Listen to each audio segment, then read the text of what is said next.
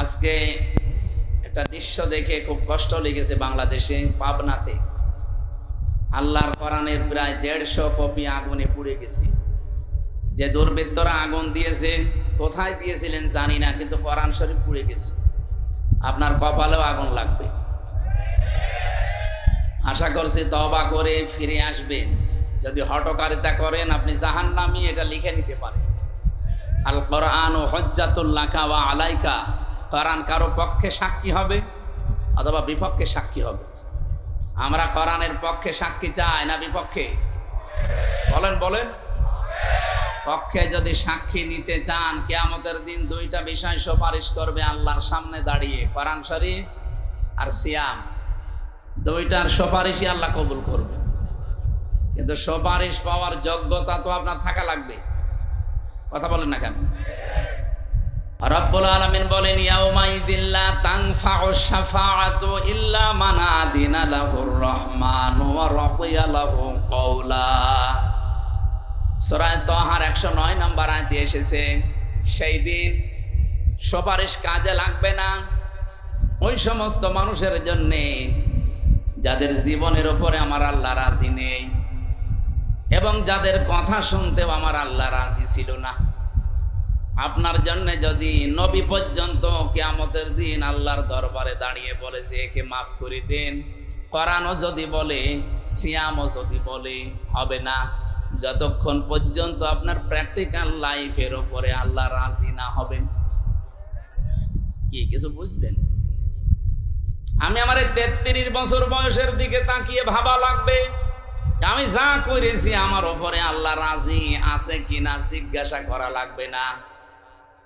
কি করা লাগবে না? আমি তো নিজেরটা হালকা হিসাব করলে বুঝিয়েছি আমি যাব কোথায়।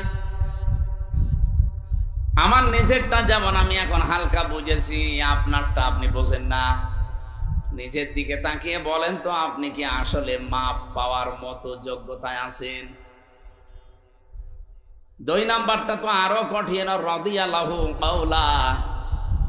যিনি আপনার পক্ষে কথা বলবেন তার কথা শুনতেও আল্লাহ রাজি থাকা লাগবে।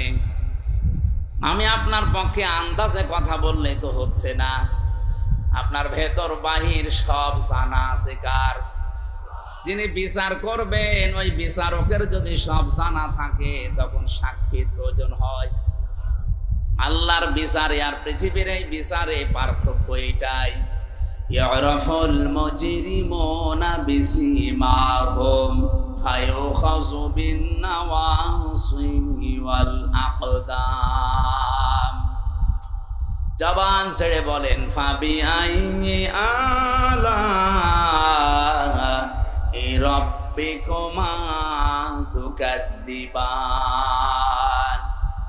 পাপিষ্ঠ যারা, কিয়ামতের দিন আল্লাহ তাদের মাথার চুল ধরে আর পা ধরে টান দেবে। এই দুইটা জিনিসের নাম দিলেন কেন? আমি আয়াতটা পড়ার পরে তাফসিরে দেখেছি, কিয়ামতের দিন মানুষের আকার আকৃতি আল্লাহ আসলটা রাখবে না। অধিকাংশ মানুষের আকারের হয়ে যাবে পার্থক্য। কমপক্ষে 10 প্রকার আকৃতির কথা আয়াতের তাফসিরে আছে। 10 রকমের সূরাত আর সিরাত দিয়ে কিয়ামতে আপনি উঠবেন। যতই সুন্দর চেহারা হোক এটা আর থাকবে না। আপনার জীবন দেখে দেখে আল্লাহ ওই চেহারা তৈরি করে দেবে। পৃথিবীতে আপনাকে পাল্টিয়ে দিতে পারতো, যেহেতু সম্মান আপনার অনেক বেশি। ওয়ালাকাদ কাররামনা বানি আদম। এ পৃথিবীতে সবচাইতে বেশি সম্মান আমি আল্লাহ দিয়েছি বনি আদম সন্তানকে। এই জন্য আমাদের আকৃতি পাল্টায় না, তো কিয়ামতের দিন পাল্টিয়ে যাবে। কারো আকৃতি হবে শূকরের মতো, কারো হবে কুকুরের মতো, কারো হবে সর্পের মতো, কারো শিয়ালের মতো। আকৃতি প্রায় 10 রকম আমি পেয়েছি। চিন্তা করলাম আল্লাহ এই সমস্ত জিনিসের নাম দিলেন কেন? ভেবে দেখি দুনিয়াতে বহু মানুষের চরিত্র সাপের মতো আছে। একটা সাপ মানুষকে কামড় দেয়, লোকটা মরে যায়, সাপের কোনো লাভ হয়? বলেন না কেন? পৃথিবীতে বহু মানুষ এমন আমরা দেখি শুধু মানুষের ক্ষতি করে বেড়ায়, নিজের সেরকম লাভ হয় না। কি কথা বললেন? সকাল থেকে ওঠার পরে ধান্দা থাকে কার 12টা বাজাবো, এই 15.5 বছর যেরকম ছিল, কারে মামলা দেব, কারে মিথ্যা সাক্ষী দিয়ে জীবন নষ্ট করে দেব, রাজবাড়ি মনে হয় আপনার টের পাননি। হাজারো মানুষ এখানে পরীক্ষিত দ্বারা এই যে বসে আছে ডানে বামে, সকাল থেকে উঠে যাদের এই চিন্তায় ছিল কারে বিপদে ফেলবো, কার 12টা বাজাবো। আপনি হাজি হতে পারেন, নামাজি হতে পারেন, আপনার আকৃতি কিয়ামতে থাকবে না। আমার তো এই আয়াতের ব্যাখ্যা পড়ার পরে মনে হয় বাংলাদেশে বহু ফেরেশতা কিয়ামতের দিন উঠবে যারা আকার আকৃতি সাপের মতো হবে।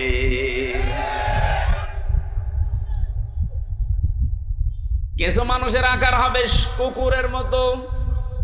কুকুরের কাজ কি?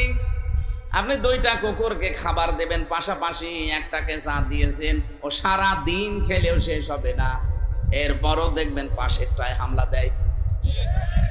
এই স্বভাব দেশে ছিল না? বলেন। আমাদের কুষ্টিয়ার হানিফ সাহেব, পরে আল্লাহ যাই দিয়েছিলেন, ও যদি মরণ পর্যন্ত খেত শেষ হতো না। কিন্তু এই 15 বছর ওই এত কিছু বানিয়েছে, আমার মনে হয় ফেরেশতা হিসাব করলো 8-10 দিন লাগবে। আপনি খুলনা, বাগেরহাট, সাতক্ষীরা এই 3টা জেলায় যে দেখেন, আমার মনে হয় প্রায় অর্ধেকই তার ছিল। চালাকি করতে গিয়ে ধরা খেয়ে গেছে সে আর তার ভাই। নিজেদের নামে জমি জায়গাগুলো, এই ফ্ল্যাটগুলো কিনেছে বিভিন্ন আত্মীয় স্বজনের নামে, তাদের নামে রেজিস্ট্রি করেছে। আল্লাহর ইশারা ওরা যে পালিয়েছে, এখন বলছে আমরা আর দেব না। আপনি কি করলেন চালাকি করে? দুদুকে যেন ধরতে না পারে, যেন নিজের নামে করেনি, করেছে কোন ফুফুতো ভাইয়ের শালার মেয়ের নামে। অত দূরের আত্মীয়, সে এখন ফেরত দেবে। সে বলছে এটা বাবা শাহজালাল, সব হালাল হালাল করে দিয়েছে। অথচ এইটা না করে আপনার যা ছিল সম্পদ, এতটুকুর ওপর সন্তুষ্ট থেকে বাকি যা বাজেট পেয়েছিলেন, এগুলো যদি জনগণের ভেতরে আপনি বিতরণ করতে পারতেন, আল্লাহর কসম সারা বাংলাদেশ তছনছ হয়ে গেলেও আপনার ঘরে কেউ হাত দিত না। আজকে আমি ফজরের নামাজ কুষ্টিয়ায় পড়ার পরে নদীর ধারে একটু হাঁটছিলাম, 7-8 জন লোক এসেছে। এই কথা বলো না, কিছু দেখা লাগবে না, কথা শুনেন। ওনাদের কাছে একটু জরিপ চাইলাম যে ভাই, এখন যদি হানিফ সাহেব হঠাৎ করে আপনার সামনে এসে পড়ে, আপনি কি বলবেন? বলছে কে বলবো মানে ওই শালারে, দরকার নেই। মানে টান শুনে বুঝলাম ধরে পিটিয়ে মেরে ফেলবে। ঠিক হয়নি আপনাদের। যা ছিল ওইগুলোই যদি নিজেরা খাওয়া দাওয়া করতেন, শেষ করতে পারতেন না। যা করলেন 15.5 বছর, মনে করেছিলেন যে 41 সাল। কিসের 41? 41 ঘন্টা, 41 মিনিট, 41 সেকেন্ডের গ্যারান্টি আছে। আর আপনি কি টার্গেট নিয়েছিলেন আন্দাজে? এই জন্য আমাদের চরিত্র এরকম যেন কারো না হয়, যা আছে এইটাই তো আমি শেষ করে যেতে পারি না, এরপরও কেন আমি মানুষের টায় হামলা দেব? কিন্তু আমার আফসোস হয়, আগস্টের 5 তারিখের পরে অনেক মানুষের চরিত্র এরকম কুকুরের মতো হয়ে গিয়েছে। আপনি অন্যটায় হামলা দিতে যান কোন কারণ? হযরতে আবু যার রাদিয়াল্লাহু তাআলা আনহু থেকে বর্ণিত, বিশ্ব নবী বলেন, মানিদ্দাআ মা লাইসা লাহু ফালাইসা মিন্না ওয়ালিয়াতাবাওয়া মাকআদাহু মিনান নার। মুসলিম শরীফের হাদিস। যে জিনিস তোমার না, ওই জিনিস যদি নিজের দখলে রেখে দাও, ওই দিন থেকে তুমি আমার দলভুক্ত আর নেই। এখানে আলেম যারা আছেন বলেন তো, ফা এই শব্দটা বালাগাত মান থেকে 19টা অর্থে আসে। আমি নিজে বালাগাত মান থেকে এত বেশি পড়েছিলাম, একেবারে আমার মনে হয় কোরআন শরীফের মতো মুখস্থ ঠুটস্থ হয়ে আছে। কোন অক্ষর কোন কায়দায় ব্যবহার হবে আমার একেবারে ঠুটস্থ আছে। এই ফাটা নবীজি দেওয়ার কারণ হচ্ছে, আগে বর্ণিত কোন দোষ যদি কেউ করে থাকে, পরের শাস্তি তার জীবনে মাস্ট বি আসবে। তাহলে আগের শাস্তি কি? আগের কাজটা কি?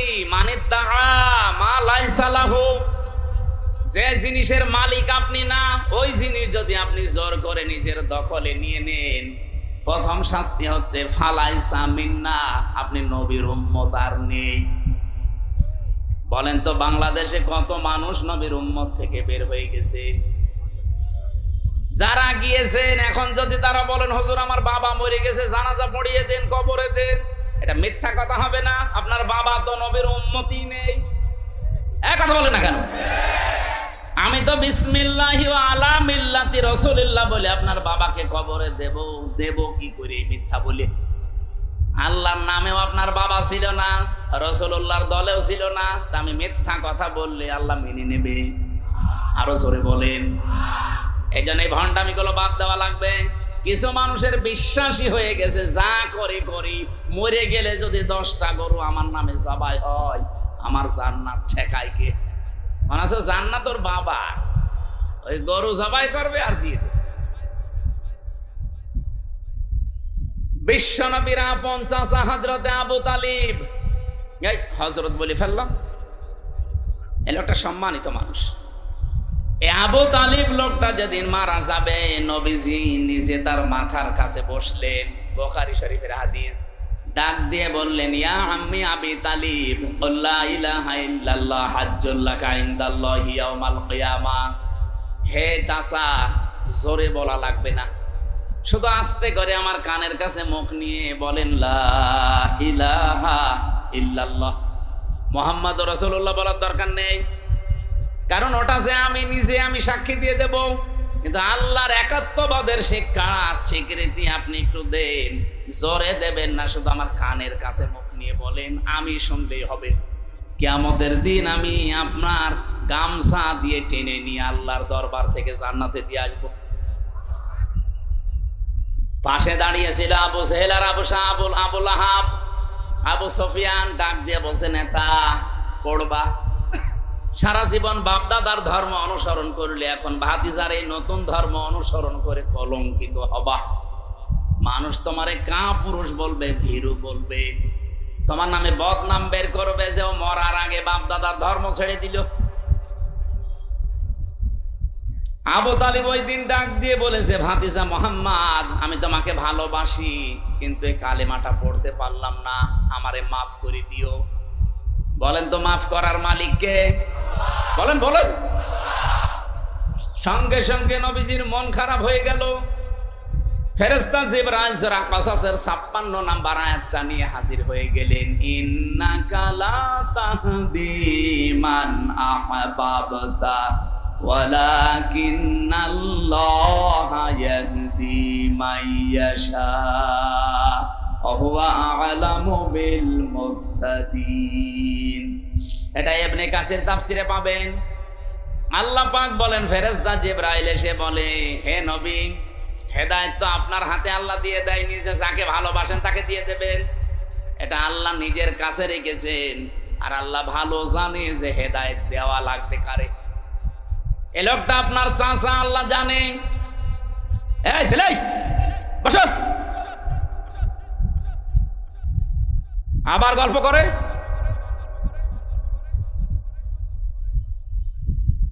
এই লোকটা সারা জীবন বাড়িতে নিয়ে আপনাকে লালন পালন করিয়েছে, খাওয়িয়েছে, আমি দেখেছি।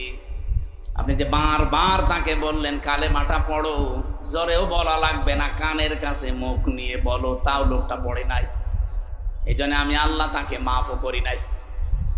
এরপরেও নবীজি আবু তালিবের কবরের পাশে দাঁড়িয়ে হাত তুলে মোনাজাতে বলেছিলেন, আল্লাহ চাচা আবু তালিবকে মাফ করে দাও।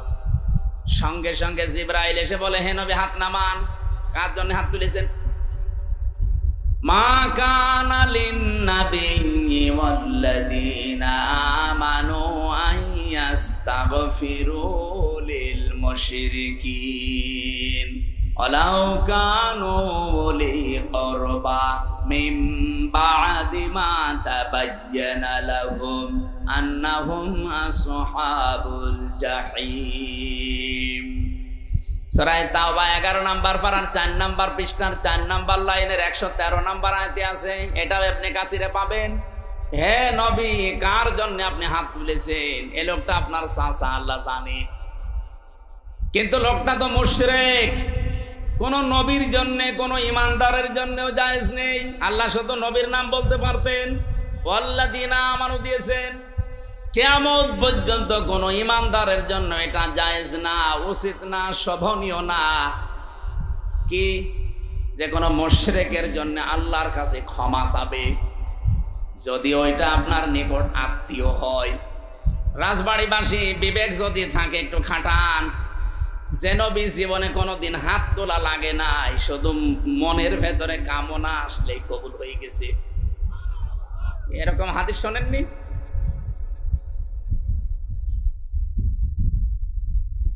আসরের নামাজের সময় তিনি নামাজ আদায় করছিলেন বাইতুল মুকাদ্দাসের দিকে, 16 মাস একাধারে নামাজ পড়ছিলেন। হঠাৎ 2 রাকাতের পরে মনের ভেতরে একটা কামনা বাসনা যে আমি কাবার দিকে নামাজ পড়তে পারলে ভালো হতো। তাও 2 রাকাত হয়ে যাওয়ার পরে মনের ভেতরে একটু উকি দিয়েছে, সঙ্গে সঙ্গে ফেরেশতা জিবরাইল আয়াত নিয়ে আসলেন, কাদ নারা তাকাল্লুবা ওয়াজহিকা ফিস সামা ফালানুওয়াল্লিয়ান্নাকা কিবলাতান তারদাহা ইলা আখির আয়াত। আল্লাহ পাক বলেন, হে নবী, আপনার মনের ভেতরে কি ও কিছু কি মারে, আপনি যে আকাশের দিকে মাথা তুলেছেন আমি বুঝেছি, আমি জানি আপনি কি চান, যেটা আপনি রাজি আছেন, যেটা আপনি সন্তুষ্ট আছেন, যা আপনার মন চায় ওই দিকে আপনি নামাজের ভেতরে ঘুরে পড়েন। এদিকে পশ্চিম মনে হয়, কোন দিকে? এদিকে। নবীজি নামাজ পড়ছিলেন এইদিকে, হঠাৎ করে তাকিয়ে ঘুরিয়ে নামাজের ভেতরে দিকে ঘুরে পড়লেন। আপনি চিন্তা করেন তো, 2 রাকাত নামাজ হয়ে গেছে আসরের, আরো 2 রাকাত বাকি আছে। এমন একটা সময় মনের ভেতরে কামনা আসলে যেই নবী নামাজের ভেতরে ঘুরে ফেলতে পারে পুরাটা উল্টা, আর সেই নবী হাত তুলে বসে আছে। আল্লাহ বলছেন হাত নামান। আপনার নিকট আত্মীয়তাতে কি, কিন্তু লোকটা মুশরিক। লোকটা কি? আরো জোরে বলেন। মুশরিকের জন্য শুধু নবী না, ইমানদারের জন্যও ক্ষমা চাওয়া জায়েজ নেই। বলেন। অথচ বাংলাদেশে টাটকা মুশরিক মরে যায়, আর আমরা কবরে দিয়ে মোনাজাত এমন করা করি, মনে আছে যে জান্নাত আমার বাবা আর আমি আজকে দিয়ে আসবো। আপনাকে রাগ না করে নিজের সাথে মিলান, আপনার ঈমান আছে না আপনি মুশরিক। বহুবার এ কথা আমি ইঙ্গিত দিয়েছি, আল্লাহ যেটা পারে ওইটা অন্য কেউ পারে, এই বিশ্বাস করার নাম শিরিক, আর শিরিক যারা করে তারা মুশরিক। এর সাথে দ্বিমত আছে কারো? বলেন তো, সন্তানে পৃথিবীতে দিতে পারে কে? এটা অন্য কেউ পারে। কেউ যদি মনে করে না আমারে 8 রশিরে বাবাও পারে হালকা, আপনি যদি মনে করে থাকেন আপনি কিন্তু শিরিক করে ফেলেছেন, আর শিরিক করলে আপনি মুশরিক। কে কথা বলেন না কেন? কেউ পারে না সন্তান দিতে। আমাদের জাতির পিতার জীবনের দিকে তাকান, 86 বছর বয়স পর্যন্ত তিনি একটা দোয়া করেছিলেন, রব্বি হাবলি মিনাস সলিহিন। 1 2 দিন 5 বছর 10 বছর না, 86 বছর একাধারে। 86 বছর পরে আমার আল্লাহ জবাব দিয়েছেন, ফাবাশশারনাহু বিগুলামিন হালিম। হে ইব্রাহিম, তোমাকে আমি একটা হালিমের সুসংবাদ দিলাম। হালিম মানে চাচা হালিম না মামা হালিম? কি হালিম দিয়েছিলেন আপনি চিন্তা করেছেন?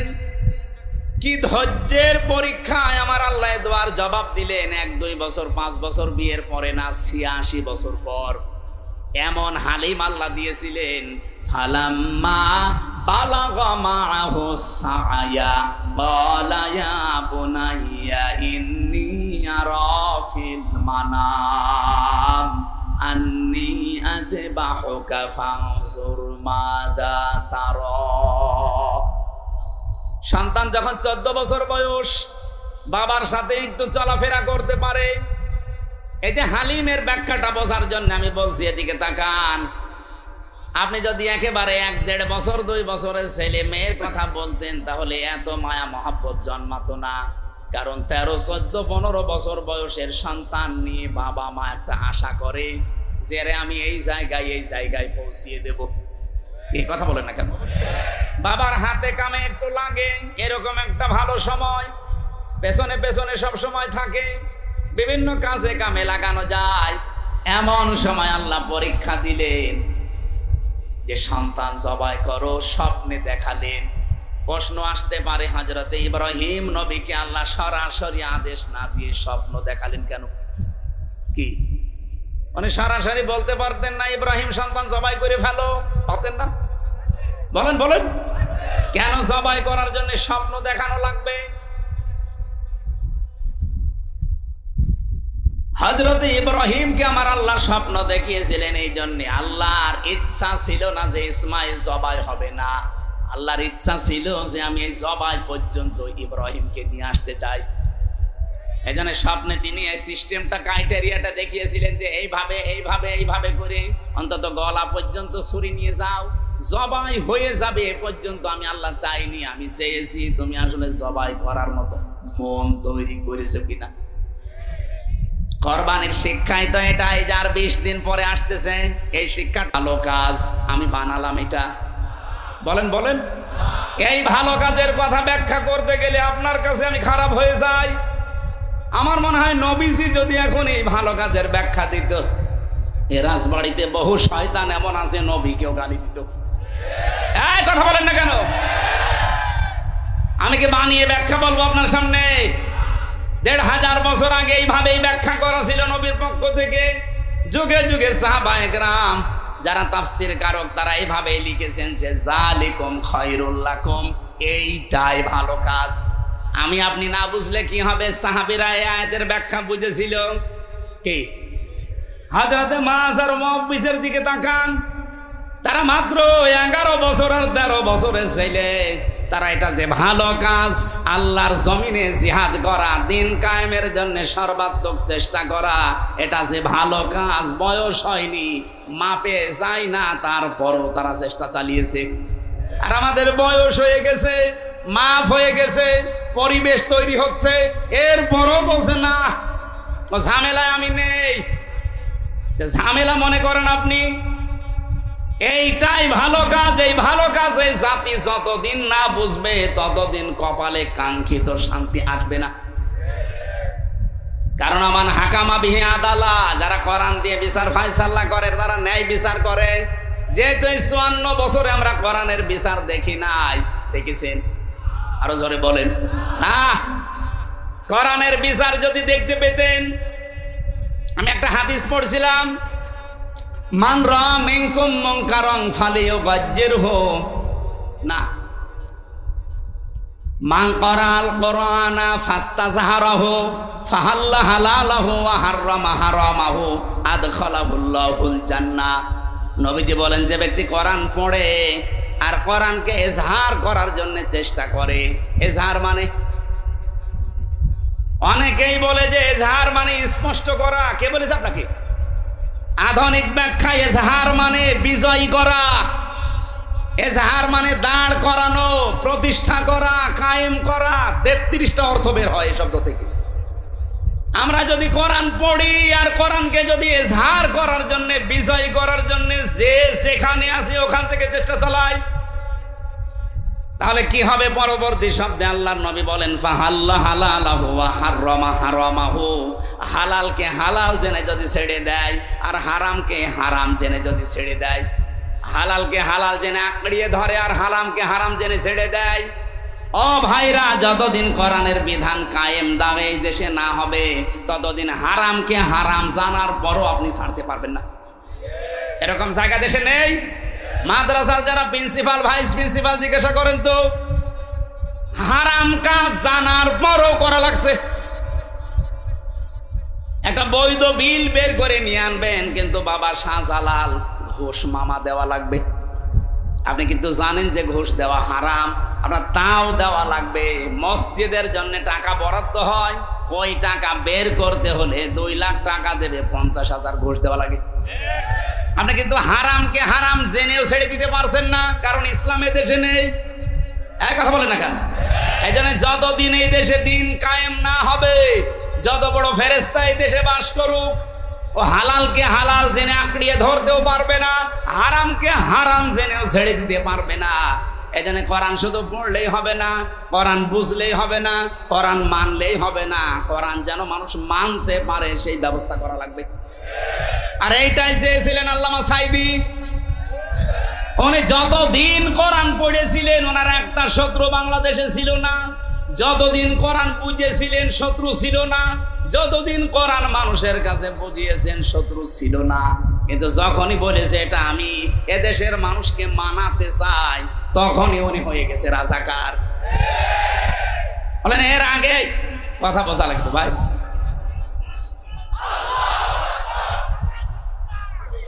এই কথা শুনুন ভাই, আমি একে শেষ করি। বলেন তো এই দেশে আল্লামা শফি হেফাজতের আমির ছিলেন, যতদিন কোরআন পড়েছিলেন তার একটা শত্রু এদেশে ছিল? বলেন বলেন। যতদিন কোরআন বুঝেছিলেন শত্রু ছিল, যতদিন কোরআন ব্যক্তিগত আর পারিবারিক জীবনে মেনেছিলেন একটা শত্রু ছিল। যখনই বলেছিলেন না এ কোরআনের বিরুদ্ধে কোনো সিদ্ধান্ত আমি নিতে দেব না, নবীকে গালি দেওয়া কোরআনের বিরুদ্ধে, আসতে বলেন। উনি যে 13টা দফা দিয়েছিলেন তার ভেতরে এটা দিল যে নবীকে গালি দিলে তার ফাঁসি দেওয়া লাগবে। কথা বলেন না কেন? সাতেমে রাসূল যারা আল্লাহর নবীকে যারা গালি দেয় এদের তাওবাও কবুল হয় না, সুতরাং ও তো জাহান্নামে যাবে, ওরে দুনিয়া থেকে আগে কতল করেন। এই আইন নিয়ে যখন তিনি সাপ্লাই গিয়েছে তখন নামই পাল্টিয়ে দিয়েছে। নাম পাল্টিয়ে কি দিয়েছে? তেতুল হুজুর। অনেকে তেতুল হুজুর ছিলেন। এদেশে বহু মানুষ আমরা আজ দেখি আমাদের নাম পাল্টিয়ে দেয় শুধুমাত্র একটা কারণে, হামজা যতদিন কোরআন শুদ্ধ করে পড়বে কেউ আমাকে কিচ্ছু বলবে না, যতদিন আমি নিজে বসবো আমার সমস্যা নেই। আরে ভাই, কোরআনে কারিমে 3টা শব্দ আমি পেয়েছি কোরআন পড়ার ব্যাপারে, করা, রতালার, তালাওয়া। এই তালাওয়া শব্দের ব্যাখ্যা করতে গিয়ে আমি 4টা জিনিস পেয়েছি। আপনি একটু মিলান। 1 নম্বরে আপনাকে শুদ্ধ করে পড়া লাগবে, তাহলে তেলাওয়াত হবে। 2 নম্বরে ওটা বুঝতে হবে, তাহলে তেলাওয়াত হবে। 3 নম্বরে ওটা যতটুকু বুঝলেন আপনার ব্যক্তিগত আপনার পারিবারিক জীবনে যতদূর আয়ত্তে আছে মানা লাগবে, তাহলে তেলাওয়াত হবে। আর 4 নাম্বারটা শোনায় সোহাগা হবে, পরিপূর্ণ হবে তখন যখন আপনি মানুষকে মানানোর ব্যবস্থা করে দেবেন। আমরা তো এইটা চাচ্ছি যে আমি নিজে মানবো না, আমার দেশের মানুষের জন্য কোরআন মেনে একটা মিনি জান্নাতে থাকতে পারে। এই কথা বলেন না কেন? আমরা এটা চাই না। এর বাইরে যদি কেউ কিছু চান তার পক্ষে আমার কথা নেই। আমরা চাই আমি কোরআন শুদ্ধ করে পড়বো, বসবো, মানবো এবং মানুষ যেন মানে ওই পরিবেশ তৈরি করে দেবে। কোরআনের পরিবেশ যদি তৈরি হয়, হালালকে হালাল জানা মানা সহজ হবে, হারামকে হারাম জানা ছেড়ে দেওয়া সহজ হবে। হাদিসের শেষ কথা ছিল কি? আদখালাহুল্লাহুল জান্নাহ, আল্লাহ যেন তাকে জান্নাতে দিয়েছে না দেবে? না না, দেবে না। আদখালা মাঝে সিগা, এটা পাস্ট, অতীতের শব্দ। নবীজি বলতে চেয়েছেন সত্যি যদি কোরআন বিষয় হয়ে যায় আর হালালকে হালাল জেনে যদি আঁকড়িয়ে ধরতে পারো, হারামকে হারাম জেনে যদি ছেড়ে দিতে পারো, আমি নবী গ্যারান্টি দিলাম সমাজটা, দেশটা এমন হবে যেন মনে হয় জান্নাতে আসো। আমরা সেটা চাই না। এইটা চাইতে গেলে আপনার কাছে রাজনীতি মনে হয়, আপনার কাছে ধর্ম ব্যবসা মনে হয়। আমার যদি ধর্ম ব্যবসা হয় তা আপনারটা কি? আপনি তো বাটপার। বলেন। আল্লাহ বলছেন অবশ্যই একটা দল থাকতেই হবে যারা এই কল্যাণের দিকে ডাকবে। এটাই আসল কল্যাণ। এই কল্যাণটা আমরা আজও এই দেশে পাইনি, পেয়েছি। এই কল্যাণটাকে ফেরেশতারা করে দিয়ে যাবে, আমাদের কিছু করা লাগবে না। এই কল্যাণ যদি আসে, এই দলের আরো কয়েকটা কাজ আমার আল্লাহ দিয়েছেন। ওয়ায়ামুরুনা বিল মারুফি ওয়া ইয়ানহাউনা আনিল মুনকার। রব্বুল আলামিন বলেন তারা ভালো কাজে আদেশ দেবে। শব্দের দিকে খেয়াল করে। বাংলাদেশে ভালো কাজের আদেশ আছে না অনুরোধ আছে? অনুরোধ। এদেশে ভালো কাজের আদেশ নেই, অনুরোধ আছে। কারণ আদেশ দিতে হলে চেয়ারে থাকা লাগে। আপনি কোন চেয়ারে আছে বলেন? আপনি যে আদেশ দেবেন আপনার পেছনে কোনো ব্যাকআপ আছে? কিছুদিন আগে আমি যে জেলখানায় গেলাম 3 বছর আগে 20 সালে, ওই সময় আমার গ্রামে একজন জেনা করেছিল।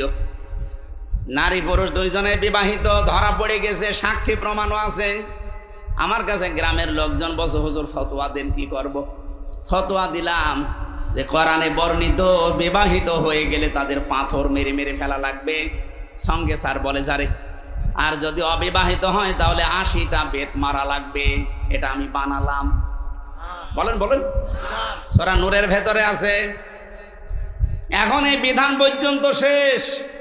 এটা যদি গ্রামবাসীকে নিয়ে আমি কার্যকর করতাম যে এটা শুরু করেন, আমার মনে হয় ওই মহিলাকে সঙ্গে সার করার আগে আমারে করত যে এদিকে আসেন আপনাকে সঙ্গে সার করি, পুলিশ তার পরের দিনই আমারে ধরে জেলে দেওয়া না পুরো সঙ্গে সার করে দিত। আমারে বলতো, হুজুর এই দেশে আপনি ফতোয়া দেবেন দেন, কিন্তু কার্যকর করলেন কেন? এদেশে কি কোরআনের বিধান আছে আপনি কার্যকর করতে গেলেন? আপনি যে ভালো কাজে আদেশ দেবেন, দেবেন কি করে? আদেশের জায়গায় থাকা লাগবে না। আপনি যা করছেন এটা আদেশ না, এটা অনুরোধ। চলো ভাই সলিমুদ্দিন নামাজ পড়তে যাই। আল্লাহর বিধান কিরকম তেলানো জিনিস নাকি? আল্লাহর বিধান হচ্ছে ডু ইট, এটা কর। আল্লাহ মালিক, আপনি গোলাম। মালিকের সামনে গোলাম কি করে থাকে আপনি দেখেন না? এই জন্য বাস্তবতা আমরা এই দেশে আজ যারা বলি যে আমরা নবীওয়ালা কাজ করছি, আপনি মাইন্ডে নেবেন না। আপনি নবীওয়ালা কাজ করছেন না। নবীওয়ালা কাজ করেছিলেন নবী হওয়ার পরে। উনি নবী হয়েছিলেন কয় বছর বয়সে? বলেন বলেন। উনি এর আগে যে 1 থেকে 40, এই 40 বছরে কি ভালো কাজ করেননি? বলেন না কেন? হেলফুল ফজল গঠন করার মাধ্যমে 17 থেকে 40 এই 23 বছরও তিনি ভালো ভালো কাজই করেছিলেন, কিন্তু অনুরোধের সাথে। ও চাচা, ও বাবা, ও দেশের যুবকেরা আসেন, এই লোকের ঘর নেই, ঘরটা বানিয়ে দেই। এর ছেলে মেয়ে বিয়ে হয় না, একটু বিয়ে দিয়ে দেই। এর বাড়িতে খাবার নেই, খাবারটা দেই। অনুরোধ করতেন। এই নবী যখন 40 বয়সে নবী হয়ে গেলেন, তখন হাতে নিয়ে আসলেন এই কোরআন। তিনি এখন আর বলেননি, ও বাবা সলিমুদ্দিন চলো নামাজ পড়তে যাই। কি বলেছিলেন? আদেশ দিয়েছিলেন যে নামাজ পড়তে যদি মদিনাতে উনি রাষ্ট্র ক্ষমতা পাওয়ার পরে বললেন যারা নামাজ আজান শোনার পরে আসবে না, আমার তো মনে হয় তাদের বাড়ি ঘর আমি জ্বালিয়ে দেই। আর 2 নাম্বার, ওরা যদি নামাজ পড়তে না আসে ওদেরকে বেত্রাঘাত করো। ওই মক্কার মানুষগুলো চিন্তা করছিল কি সেই মোহাম্মদ যে এতদিন আমাদেরকে বলতো বাবা চাচা খালু আসো এই করি, আর এখন যে আদেশ দিচ্ছে, কারণ এখনো মোহাম্মদ আদেশের জায়গায় আছে। বলেন বলেন।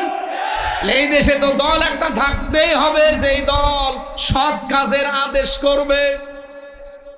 এখন সৎ কাজ কি? এই যে এখানে শব্দটা কি ছিল বলেন তো? কই? এই যে মারুফ, মারুফের আগে আলিফ লাম আছে, এর আগে বা আছে। যারা আরবি গ্রামার বোঝার শব্দ ভাঙতে পারে আপনি জিজ্ঞাসা করেন, এই শব্দটার সাথে আমরা সেই জন্ম থেকে পরিচিত। এই শব্দটা উরফুন থেকে এসেছে। আরাফা ইয়ারিফু উরফুন, এর বাংলা অর্থ হচ্ছে পরিচিত হওয়া। ভালো কাজের দিকে তারা আহ্বান করবে, নির্দেশ দেবে, অর্ডার দেবে। এই ভালো কাজ আপনি জানবেন কি করে? এটা জেনেছি আমরা সেই জন্মগত ভাবে। আমাদের আদি পিতা যিনি আসল পিতা কে? বলেন বলেন। হযরত আদমকে আল্লাহ একটা ক্লাস নিয়েছিলেন। কি? আল্লামা আদামাল আসমা কুল্লাহা সুম্মা আরাদাহুম আলাল মালাইকা। আল্লাহ পাক বলেন আমি আদমকে যত আসমা আছে সব শিখিয়েছি। আসমা মানে আমরা অধিকাংশ মানুষ এখানে আমার মনে হয় যারা আছে চিন্তাশীল যারা না, তারা বলবে এসএমের বহু বচন আসমা। আসমা মানে নাম। আপনাকে একবারও চিন্তা আসে না যে এসএম মানে নাম, এর বহু বচন আসমা, নাম সমূহ। এই কথা বলে যদি আপনি মনে করেন যে নাম মানে আলু পটল বাঁশ, এগুলো নাম না? আলু পটল ঝিঙ্গা পেঁপে বাঁশ এগুলো নাম না? এক কথা বলেন না কেন? এই ক্লাসটা নিয়েছিলেন কে? সরাসরি আল্লাহ নিজে শিক্ষক, ছাত্রকে যেমন তেমন ছাত্র। নবী সাধারণ মানুষ ছাত্র না, শিক্ষক আল্লাহ নিজে, ছাত্র নবী আদম। ভালো করে শোনেন, ক্লাসরুম তো এই রাজবাড়ি না, ক্লাসরুম কোথায়? জান্নাতে। জান্নাতে। কত বড় গুরুত্বপূর্ণ একটা ক্লাস, যে দুনিয়ার কোন জেলায় ক্লাস হচ্ছে না, ক্লাস হচ্ছে পুরা রাখে জান্নাতে। এত বড় ক্লাসরুম, এত দামি ক্লাসরুম দুনিয়ায় কোন ভার্সিটিতে পাবেন? আপনি দেখবেন যে বিশ্ববিদ্যালয় যত উন্নত, তার ক্লাসরুম গবেষণাগার তত উন্নত। আমি বাইরের দেশগুলোতে যখনই গেছি, আমি আগে বিশ্ববিদ্যালয়ে যাই। যে বিশ্ববিদ্যালয়ে গিয়েছি, যে মালয়েশিয়া, সিঙ্গাপুর, থাইল্যান্ড, এমনকি সৌদি আরবে, বাহরাইনে, আমি আগে যে ভার্সিটি দেখি যে এদের মান কি। 1000 বিশ্ববিদ্যালয়ের তালিকার ভেতরে বাংলাদেশের একটা বিশ্ববিদ্যালয় নেই। আপনি বলেন 1000-এর ভেতরে বাংলাদেশের একটা ভার্সিটিও নেই। কি তাদের লেখাপড়ার ওজন আর তাদের গবেষণার স্তর কোন জায়গায়? তারা গবেষণা করে অ্যাটম বোম বানায়, আর আমরা গবেষণা করে ঝগড়া বাঁধাই।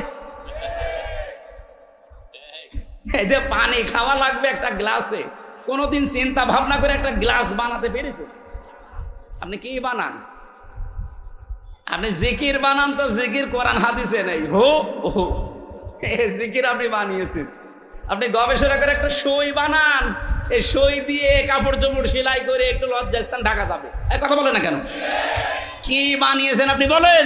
বাইরের দেশগুলোতে গেলে আমার এই প্রশ্ন করে যে আপনি কি বানিয়েছেন আপনার দেশে, বলেন সেটা। আমি বলি যে আমার দেশে আনা বানিয়েছে শুধু হাঁটুটু, একজনের পা চেপে ধরা, ওপরে উঠতে যায় পা চেপে ধরা। আর বানিয়েছি চোরের খনি। মালয়েশিয়া আন্তর্জাতিক বিশ্ববিদ্যালয়ে ঘুরছিলাম ভেতর দিয়ে, হঠাৎ দেখে একটা মোবাইল পড়ে আছে, ওখানে 120টা দেশের ছেলে মেয়েরা আছে। থাইল্যান্ডের একটা ছেলে ইংরেজিতে আমারে বলছে, ওস্তাদ বলে ডাকে, যে ওস্তাদ, এই যে মোবাইলটা পড়ে আছে, এখানে যদি বাংলাদেশের আর ভারতের কোনো ছেলে মেয়ে না যায়, তো কিয়ামত পর্যন্ত এই মোবাইল এখানে পড়ে থাকবে। কিন্তু ভারতের আর বাংলাদেশের যদি কেউ এর পাশ দিয়ে যায়, গায়েব হয়ে যাবে। আপনি কি বানাচ্ছেন? আপনি চোর বানাচ্ছেন। 2004 সালের পর থেকে মালয়েশিয়া দাঁড়িয়ে গেছে, সিঙ্গাপুর দাঁড়িয়ে গেছে, আর 54 বছরে আমরা দাঁড়াতে পারি নাই। কারণ এত চোর থাকলে আপনি দাঁড়াবেন কি করে? বঙ্গবন্ধু বলেছিল আমার কম্বল চুরি হয়ে গেছে। না ভাই, হচ্ছে না। ওদের দেশে শুধু পাহাড়, সাগর আর বালি, মরুভূমি, পাথর, তাছাড়া কিচ্ছু নেই মালয়েশিয়া। অথচ তারা দাঁড়িয়ে গেছে। কি পরিষ্কার পরিচ্ছন্ন সিঙ্গাপুর। এ রাজবাড়ি জেলায় মাথা ও মাথা কয় কিলো হবে ভাই? 60 কিলো হবে না? 60-70 কিলো হবে মাথা ও মাথা। একটা জেলা, বাংলাদেশে এরকম জেলা আছে 64টা, তাও রাজবাড়ি মনে হয় ছোট জেলার ভেতর একটা। আর সিঙ্গাপুরে এই মাথা ও মাথা মাত্র 42 কিলোমিটার। বাংলাদেশের একটা জেলার পরিমাণও জায়গা নেই, অথচ বিশ্বে 257টা দেশের ভেতরে সিঙ্গাপুর এখন 10 নম্বরে আছে। কোথা থেকে কোথায় চলে গেছে, অথচ 24 বছর আগে, মাত্র 2004 সালে, 21 বছর আগে, 21 বছর আগে ওই মানুষগুলো মাছ ধরে খেত। জোলা বলে না, জোলা, ওই যে কি মাছ ধরে খায়, কি বলে, জেলে। জেলে ছিল, কারণ চারিদিকে সাগর আর এটা একটা দ্বীপের মতো। এই জেলেরা আজ কোথায় পৌঁছিয়েছে, টাকার মান কত। আর আমার এই চোরের কারণে আমরা এই জন্যে মারুফ শব্দের ব্যাখ্যা বলছি ভাই। আদম নবী নিজে ক্লাস করছেন ছাত্র হয়ে। শিক্ষক এই সিরাজ ভাই না, শিক্ষক আব্দুল হাই না, শিক্ষক আমির হামজা না, শিক্ষক কে? আর জায়গাটাও রাজবাড়ি মালিয়াকান্দি না, জায়গা কোথায়?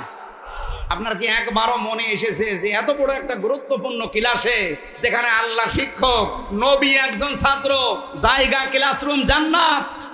মালয়েশিয়া বিশ্ববিদ্যালয়ে, আমেরিকার বিশ্ববিদ্যালয়ে যদি এরকম উন্নত জায়গায় ক্লাস নেওয়া হয়, তা আল্লাহ জান্নাতে কি ক্লাস নিতে পারেন? আমাদেরকে সারা জীবন বলেছে যে আল্লাহর নাম শিখিয়ে দিয়েছে, আর আমরা বলি হ্যাঁ নাম মানে এই বেগুন, পটল, আলু, ঝাল, পেঁয়াজ, বাঁশ, এই জন্য বাঁশ দেয়। এসব জিনিস শেখানোর দরকার হয় না। ওখানে শিখিয়েছিলেন সমস্ত ন্যায় এবং অন্যায়ের যত মানদণ্ড আছে সব মানদণ্ড এক ক্লাসে আল্লাহ শিখিয়েছিলেন।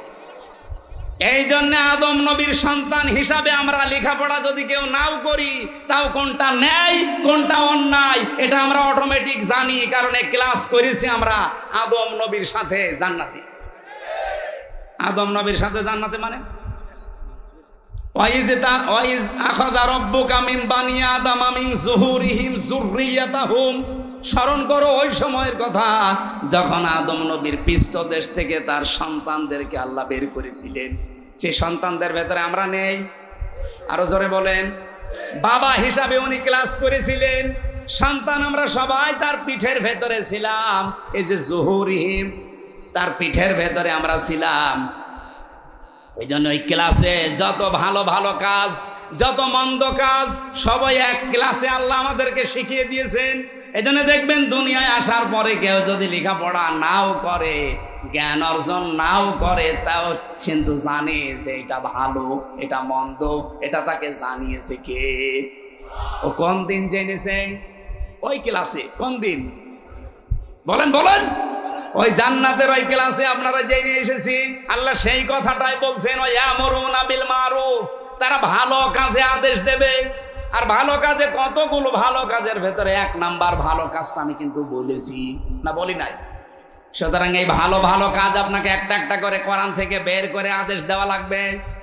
কোরআনে কারিমে আল্লাহ সূরা হজ ভালো কাজের তালিকা দিচ্ছেন। আল্লাযীনা ইম্মাক্কান্নাহুম ফিল আরদি আকামুস সালাতা ওয়া আতাবুজ যাকাত। আমি যদি ইমানদারকে রাষ্ট্রীয় ক্ষমতা দেই, তারা প্রথমে নামাজের বিল আনবে, 2 নম্বরে যাকাত ভিত্তিক অর্থনীতি কায়েম করবে। এই ভালো কাজগুলো সমাজে জারি নেই, আর আমরা আন্দাজে বগল বাজাচ্ছিলাম যে বিশাল ভালো কাজে আছি। কি কাজে আছেন আপনি? আজ 54 বছর হয়ে গেল এদেশে নামাজ কায়েম হয়নি, যাকাত ভিত্তিক অর্থনীতি আমরা দেখতে পাইনি, অথচ সুদ ভিত্তিক অর্থনীতি দেখেছি এবং চলছেও। এই কথা বলেন না কেন? সুদের সর্বনিম্ন গুনাহ হচ্ছে মায়ের সাথে জিনা করা, আর বড় গুনাহ হচ্ছে আল্লাহ এবং রাসূলের সাথে যুদ্ধ করা। এত বড় কঠিন কাজ এই দেশে চলছে, আর আমরা বলছি দুনিয়ার কোনো ঝামেলায় আমি নেই, আমি আছি লা ইলাহা ইল্লাল্লাহ, কাউকে কিছু বলবো না। আপনারা জিকির নেওয়ার জন্য আল্লাহ বসে আছে না? ভালো কাজ যেগুলো জেনে এসেছেন ওই ক্লাস থেকে, ওই ক্লাসের ভালো কাজ আপনিও জানেন আমিও জানি। আপনি প্রকাশ করছেন না, আমি প্রকাশ করে দিচ্ছি। মা বাবার সাথে ভালো আচরণ করাই ভালো কাজ না? এক কথা বলেন না কেন? দুঃখী মানুষের পাশে যাওয়া ভালো কাজ না? সবচাইতে ভালো কাজ পৃথিবীতে 7টা, এদিকে তাকান। এই পৃথিবীতে সবচাইতে বড় ভালো ভালো কাজ আমার আল্লাহ কোরআনে দিয়েছেন 7টা। নাকি শেষ করে দেব? এটা সূরা বালাদের ভেতরে পাবেন। আল্লাহ বলেন এই ভালো কাজে মানুষ যেতে চায় না। এদিকে তাকান। ফালাকতা হামাল আকাবাতা ওয়া মা আদরাকা মাল আকাবা। না, সে তো গিরিপথ পার করতে রাজি না। আপনি জানেন গিরিপথ কি, আকাবা কি জানেন? ফাক্কু রাকাবা, এটা হচ্ছে দাস মুক্ত করুন। কিসের দাস? মানুষ মানুষের গোলামি করবে, দাসত্ব করবে না, এটা হতে দেওয়া যায় না। মানুষের গোলামি থেকে, দাসত্ব থেকে যারা মুক্ত করতে চায়, এইটাই ভালো কাজ। বাংলাদেশে কে এই কাজ করে আপনি দেখেন না? আমরা চাই এই দেশে আল্লাহর জমিনে আল্লাহর আইন চলবে, আল্লাহর বানানো মানুষ আল্লাহর সিদ্ধান্তে চলবে। মানুষের তৈরি করা দাসত্ব আইন করবে কোন কারণে? মানুষের গোলামি করবে কোন কারণে? আজ এই দেশে যারা মানুষের তৈরি করা আইন থেকে আল্লাহর গোলামের দিকে ডাকতে চায়, তারা ভালো কাজে আছে। এটা আমি বানালাম? বলেন। আও ইউতামুন ফি ইয়াউমিন দি মাসগাবা, যারা দুর্ভিক্ষের সময় অসহায় মানুষের সামনে যে খাবারের ব্যবস্থা করে, আপনি নিজে নিরপেক্ষ দৃষ্টি দিয়ে বলেন বাংলাদেশে 54 বছরে এই কাজগুলোতে কারা আঞ্জাম দিয়েছে? মানুষের যে সমস্ত দুঃখ দুর্দশা, কোন সময় আইলা, সিডর, নার্গিস, কত রকমের বিভিন্ন প্রাকৃতিক দুর্যোগ আসে। এই দুর্যোগের সময় সবার আগে মানবতার সামনে এগিয়ে যায় কারা? আপনি নিজের থেকে বলেন। এতিমাংদা মাকরাবা, যারা নিকট আত্মীয় এতিম, এদের সামনে যারা দাঁড়ায়, এদের পাশে যে যারা দাঁড়ায়। কত মানুষ আমরা এখানে হাসি বসে আছি, নামাজি বসে আছি, নিজের আপন বোন গরিব, এজন্য পরিচয় দেয় না। আর রাজবাড়িতে ওই ধর্মীয় বোন পাতিয়েছে, ধর্ম বোন, সেখানে মাসে 3 বার করে যায়। এই কথা বলেন না কেন? আপনি সফল হতে চান, কোরআন থেকে এই থিওরি গুলো নেন। এতিমাংদা মাকরাবা, এতিমের পাশে যারা নিকট আত্মীয়র ভেতরে যারা মিসকিন এতিম, এদের পাশে আপনি দাঁড়াবেন। আও ইতামকে আও মিসকিনান দা মাতরাবা, যারা অসহায়, ধলি মলিন, যে সমস্ত মানুষ ক্লান্ত শ্রান্ত, এই মানুষের পাশে আপনি দাঁড়াবেন। এই যে ডিগ্রি চলছে এখন 45 ডিগ্রি, 49 ডিগ্রি চলছে। এই বাংলাদেশে কত টাকাওয়ালা মানুষ আছে, কই আমরা তো দেখি না যে অন্তত 500 ব্যাগ স্যালাইন, 2000 ব্যাগ পানির বোতল, একটু শরবত নিয়ে তাদের সামনে একটু দাঁড়িয়েছে, কই পাই না। কিন্তু সারা বাংলাদেশে আমরা কিছু কিছু মানুষকে এই কাজটা করতে দেখেছি। এই গরমে আমার কুষ্টিয়াতে আমি পেয়েছি, নিজের সংসার চলে না, এরপরও 10টা বোতল পানি, 10 ব্যাগ স্যালাইন, 10টা কোকের বোতল নিয়ে এই রিকশা চালক, অসহায় ধলি মলিন, মাতরাবা মানে ধলি মলিন, যাদের চেহারা দেখলে আপনার মায়া লাগবে, এরকম মানুষের কাছে মুখে খাবার তুলে দিচ্ছে। সুম্মা কানা মিনাল্লাযীনা আমানু ওয়া তাওয়াসাউ বিস-সাবরি ওয়া তাওয়াসাউ বিল মারহামা উলাইকা আসহাবুল মাইমানা। এদের আরো কিছু কাজ আছে, তারা ঈমান আনে, সৎ কাজে তারা আদেশ করে এবং ধৈর্যের পরিচয় দেয় নিজেদের কাজকর্মে। শুধু ধৈর্যের পরিচয় দেয় না, নিজেদের ভেতরে রহম দিল হওয়ার মতো ধৈর্য সহ্য তৈরি করে। পরস্পরকে একে অন্যকে তারা উপদেশ দেয়, আদেশ দেয়। উলাইকা আসহাবুল মাইমানা, এরাই হচ্ছে ডানপন্থী, সৌভাগ্যশালী, সফলতা লাভকারী। বলেন সুবহানাল্লাহ। এই গুণগুলো আল্লাহ পাক কোরআন থেকে সাহাবা একরামকে দিয়েছিলেন, আমরাও সব পথে নেই। আপনি এই মারুফের সাথে পরিচিত, আবার বলছি, নিজে আছেন কিন্তু মারুফ আপনি করেন না। যারা মারুফ এই 7টা কাজ করে, ওয়ানহাউনা আনিল মুনকার, আর অন্যায় কাজে যারা বাধা দেয়। অন্যায় কাজে নিষেধ করার কথা না, বাধা দেওয়ার কথা আছে। নিষেধ করার বাধা দেওয়া এক। বলেন বলেন। নাহা শব্দের শাব্দিক অর্থ ব্যারিকেড দেওয়া। এই যে রাজবাড়ির যে নদী স্রোত চলছে, আব্দুল হাই আর আমি যদি যে বলি, এই নদী পানি বন্ধ হয়ে যা, হবে? এটা বন্ধ করার জন্য বেড়া দেওয়া লাগবে, বাঁধ দেওয়া লাগবে। কথা বলেন না কেন? ওকে বাঁধার প্রাচীর তৈরি করা লাগবে। আল্লাহ বলেন অন্যায়গুলো দেখলে দল মত দেখা দেখি যাবে না, অন্যায় দেখলে বাঁধার প্রাচীর তৈরি করা লাগবে। আর এইটাই তো আমরা তৈরি করতে চাই। আর আপনি এটা তৈরি করতে গেলে বলেন না, এ কাজ অমুক দলের। অমুক দলের মানে ওই দলই তো আসল দল। ওয়ানহাউনা আনিল মুনকার, যারা করে অন্যায় কাজ দেখলে সীসা গলা প্রাচীরের মতো যারা বাধা দেয়। আল্লাহ বলেন ইন্নাল্লাহা ইউহিব্বুল্লাযীনা ইউকাতিলুনা ফি সাবিলিহি সাফফান কাআন্নাহুম বুনিয়ানুম মারসুস। অবশ্যই আমি আল্লাহ ভালোবাসি যারা সীসা গলা প্রাচীরের মতো ঐক্যবদ্ধ হয়ে আল্লাহর দ্বীন সশস্ত্রভাবে কায়েম করার জন্য ঐক্যবদ্ধ থাকে। দেখেন না, পাকিস্তান শুধু বুনিয়ানুম মারসুস নাম দিয়ে অপারেশন চালিয়েছে। এই মালায়নের বাচ্চা যারা আছে, মদ খাওয়া জাতি, তারা ভয়ে সব পালিয়েছে। ওরা শুধু নামটা কোরআন থেকে নিয়েছিল, বুনিয়ানুম মারসুস, সীসা গলা প্রাচীর। আজ বাংলাদেশে আমার মনে হয় 18 কোটি মানুষ এখন সব ভুলে এই সীসা গলা প্রাচীরের মতো হওয়া লাগবে। এই কথা বলেন না কেন? অন্যায় যেখানে, প্রতিবাদ সেখানে, এমনকি বাধার প্রাচীর তৈরি করা লাগবে। 2-5টা করে দেখেন, কেউ এই দেশে আর অন্যায় করতে সাহস দেখাবে না, কারণ মায়ের আগে ভোট পলায়। উলাইকা হুমুল মুফলিহুন, আল্লাহ বলেন এরাই সফল কাম, এরাই। এগুলো বলার পর আল্লাহ শেষ করে দিতে পারতেন। ওয়ালা তাকুনু কাল্লাযীনা তাফাররাকু, তোমরা তাদের মতো হইও না। আখতালাফু মিন বাদি মা জাহুমুল বায়িনাত, যারা ইখতিলাফ করে, মতবিরোধ করে, দল বিদলে বিভক্ত হয়ে থাকে শুধু আল্লাহর বিধান আসার পরেও, আউলাইকা লাহুম আযাবুন আযীম, তাদের জন্য যন্ত্রণাদায়ক শাস্তি আল্লাহ রেডি করে রেখেছে। বলেন নাউযুবিল্লাহ। এজন্য আমাদের সময় এখন এসে গেছে ভাই, তো বেশি দিন থাকার জায়গা না। 2 দিন পরে হোক, 2 দিন আগে হোক, আপনাকে যাওয়াই লাগবে। হাতে পায়ে ধরে বলছি, কিয়ামতের দিন আপনি আমাকে দায়ী করতে পারবেন না। আমি মারুফ এবং মুনকারের ব্যাখ্যা যেগুলো জেনেছি তাফসীর থেকে, ওইগুলোই বলেছি, উদাহরণ দিয়ে। উনি যেমন আল্লাহর সিদ্ধান্তের সব কিছুকে উপেক্ষা করে আল্লাহর সিদ্ধান্ত মেনে নিয়েছিলেন, এই পৃথিবীতে আমরা সব গুনাহ, সব অপরাধ যদি ছেড়ে দিয়ে নিজের মনকে ইব্রাহিমের মতো শক্ত করতে পারি, এবারের কুরবানি কবুল হয়ে যাবে। আমার ভাইরা একটু তাকান।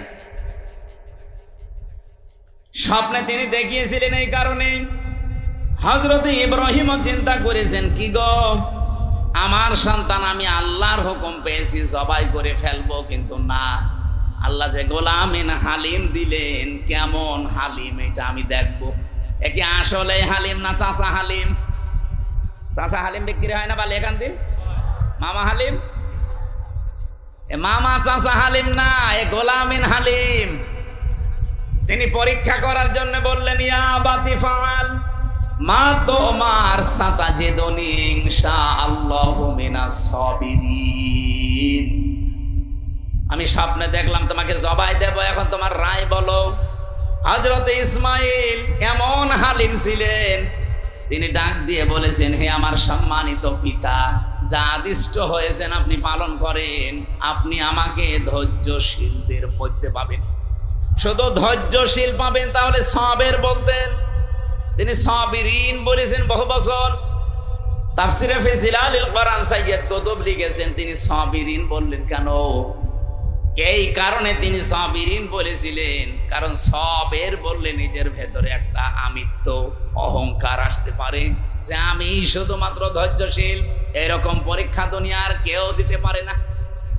তিনি সাবিরিন বহু বছর লাগিয়ে বাবাকে জানিয়ে দিলেন, বাবা আমি নিজেকে অহংকার মুক্ত করে বলছি, আমার মতো বহু ইসমাইল দুনিয়ায় আছে, তারাও ধৈর্যের পরীক্ষা দিয়েছে, আমি তাদের ভেতরে একজন, আমার কোনো অহংকার নেই। এতটুকু মানুষ, মাত্র 14 বছর বয়স, নিজেকে অহংকার মুক্ত করার জন্য কি সাবধানে কথা বলছেন। আর আমরা অহংকার আছে না নেই?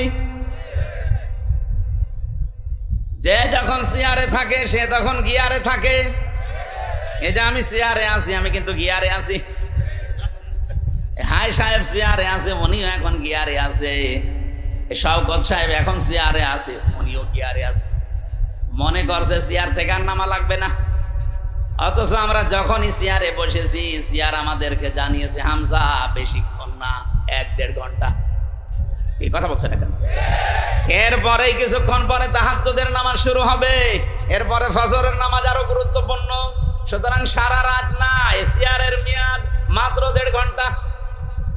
পৃথিবীর কোন চেয়ার কারো জন্য স্থায়ী না, শুধু একটা চেয়ার।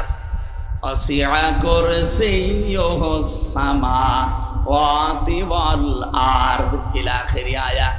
আল্লাহ পাক বলেন, আসমান জমিন পরিব্যাপ্ত একটা চেয়ার আছে, ওই চেয়ারের মালিককে, ওইটার কোনো পরিবর্তন নেই।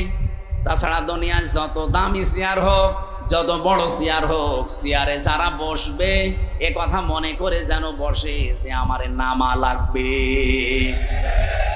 চেয়ার মানে যে চেয়ারের কথা বলছি। অনেকে মনে করছে না, এখন যারা উপদেষ্টা আছে ওই চেয়ার কি নামবে? ওরা নামার জন্য বসেছে। দেখেন নাকি চেয়ারের গরম, যে যখন চেয়ার পেয়েছে সেই তখন পাল্টিয়ে গেছে। চেয়ারের গরমে কি বলতে যে কি বলে নিজেও টের পাচ্ছে না। এই যে মাহফুজ আলমের দিকে তাকান, চেয়ারে থাকার আগে আপনি দেখেছেন, সে চেয়ারে থাকার আগে মানুষের কাছে টাকা ভিক্ষা করে পর্যন্ত খাবার খেয়েছে, মানুষের মেসে থেকে খাবার খেয়েছে। নিজের টাকা ছিল না বাবার, অথচ সে চেয়ারে পেয়ে এমন গিয়ারে আছে, শুধুমাত্র গিয়ারেই নেই, কোথায় সে 71, কোথায় 47, কোথায় 52, ওগুলো টানতেছে। কেন তুমি 24 আনতে পারো না? কথা বলেন না কেন? আপনি 71 সাল তুলে আনতেছেন আমার সামনে, আমি 71-এর কি বুঝি? আমার এখন 33 বছর, 92 সালে আমার জন্ম। 71-এ তো আমার বাবা কেবল মায়ের পেটে এসেছিল। আপনি কেন 71 টান দেন? 71-71-এর চেতনা নিয়ে টান দিয়ে দিয়ে তো হাসিনা মরেছে। আমি একটা জরিপ পেয়েছিলাম, নাকি এসব বলা ঠিক হবে না? বলেন মানে কি? আপনি না বললেও আমি বলবো, আমার কপালে যা আছে। আজকে এটা পাচ্ছিলাম আমি আসার সময়,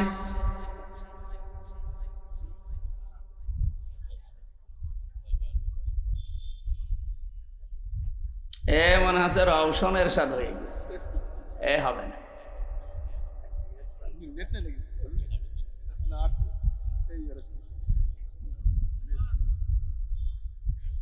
কানেকশন করবে। সুবহানাল্লাহ ওয়ালহামদুলিল্লাহ লা ইলাহা ইল্লাল্লাহ, সুবহানাল্লাহ আলহামদুলিল্লাহ লা ইলাহা ইল্লাল্লাহ, লা ইলাহা ইল্লাল্লাহ মুহাম্মাদুর রাসূলুল্লাহ। ভাই রাগ করবেন না, এটা সত্য কথা বলে বলছি, না বলতাম না। 7 জন বীরশ্রেষ্ঠের মধ্যে একজনও আওয়ামী লীগের ছিল না। এটাকে আমি বানিয়েছি ইতিহাস। 11টি সেক্টর কমান্ডারের ভেতরে একজনও আওয়ামী লীগের ছিল না। 68 জন বীরোত্তমের ভেতরে একজনও আওয়ামী লীগের ছিল না। 30 লক্ষ শহীদের ভেতরে আওয়ামী লীগের একজনও বড় নেতা আপনি নাম পাবেন না। তাহলে আওয়ামী লীগ যুদ্ধটা করলো কোথায়? এটা জানাতে চেয়েছেন ডক্টর কামাল হোসেন। আপনি জবাব দেন। আপনি যে চেতনা বিক্রি করলেন এই 15.5 বছর, একটাও তো পেলাম না।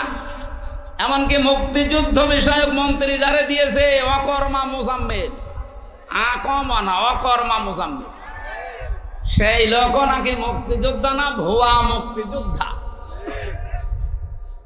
এ পাগলে এমন তালিকা করেছে, যাদেরকে আপনি যুদ্ধ অপরাধী বানাবেন তাদের না বানিয়ে সব বানিয়েছে আওয়ামী লীগের আর বিএনপি।